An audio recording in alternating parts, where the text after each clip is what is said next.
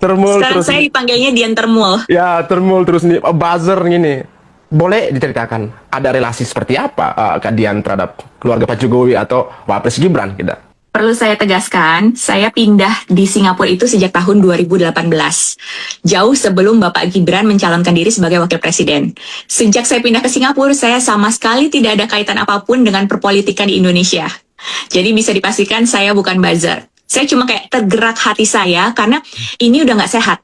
Jadi yang dicari itu, oke, pertama mereka meragukan ijazah itu asli atau palsu. Sudah diberikan bukti, sudah ditunjukkan kebenaran, tapi tetap nggak terima. Ijazah S1-nya sulit untuk disanggah kalau itu palsu, sekarang ijazah SMA-nya yang dipertanyakan. Padahal sudah jelas sistem di Singapura itu nggak perlu yang namanya SMA, karena memang tidak ada tingkatan SMA di Singapura, adanya secondary school. Itu pun mereka tidak terima. Jadi kayak selalu mencari-cari kesalahan. Mau seperti apapun kita menjelaskan, ya mereka nggak akan terima, akan selalu dicari celah-celah untuk disalahkan. Saya sama sekali bukan buzzer. Bukan buzzer ya, pemirsa, ini jelas clear ya bahwasannya Kak Dian bukan buzzer. Kira-kira apa motivasinya apa gitu? Ataupun ada relasi khusus dengan keluarga Pak Jokowi gitu?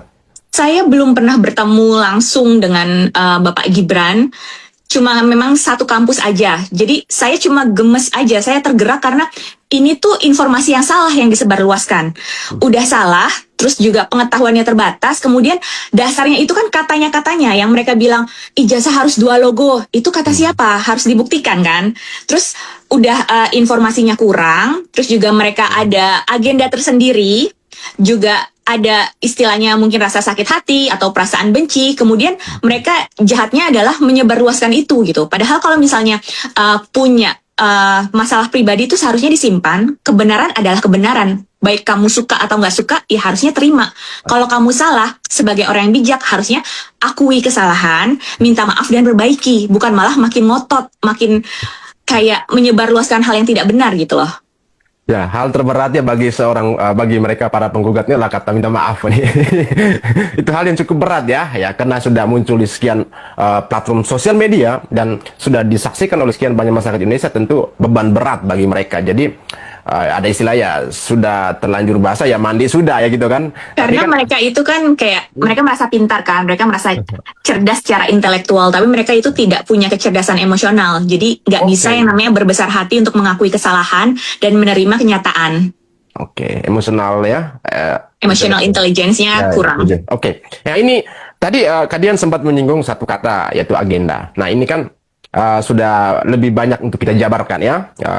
Pandangan Kak Dian ini ketika gorengan ataupun polemik dari ijazah Wapres Gibran ini, kita bertolak aja lah realistis dari kenyataan di lapangan bahwasannya dari ijazah Pak Jokowi yang sudah bertahun-tahun sekarang hingga ke sekarang masuk lagi ke Wapres Gibran, di mana statusnya sebagai anak dari mantan presiden kita Pak Joko Widodo. Nah, dalam situasi seperti ini dibandingkan dalam suatu pembuktian administratif dengan pembuktian politik, itu bagaimana tanggapan Kak Dian? Kalau secara administratif kan sudah jelas ya, di KPU juga sudah dijelaskan jenjang pendidikannya. Yang ada plot twist soal S1, S2 karena mungkin ketidakpahaman penulis artikelnya itu tentang jenjang pendidikan di Singapura, itu harusnya tidak perlu dipermasalahkan. Karena yang pernyataan itu tuh bukan dari Bapak Gibrannya langsung, tapi dari artikel-artikel. Tidak bisa dijadikan sumber utama pasti kan, apalagi yang saya bilang orang itu bisa blunder, bisa juga kurang paham. Kemudian jujur aja ya, masalah ini tuh kayak terlalu dibuat-buat kalau menurut saya. Jadi ijazah S1 dipermasalahkan, sedangkan saya sudah bilang sistem di Singapura sangat ketat, hampir nggak mungkin mengeluarkan ijazah palsu. Dan ingat, setiap negara itu punya sistem pendidikannya sendiri. Setiap kampus pun punya requirement tersendiri untuk menerima mahasiswa baru, bisa dengan berbagai cara kayak gitu. Dan orang nggak terima itu, masih aja dipermasalahkan ijazah SMA-nya mana. Saya tegaskan sekali lagi, Bapak Gibran itu kuliahnya di Singapura.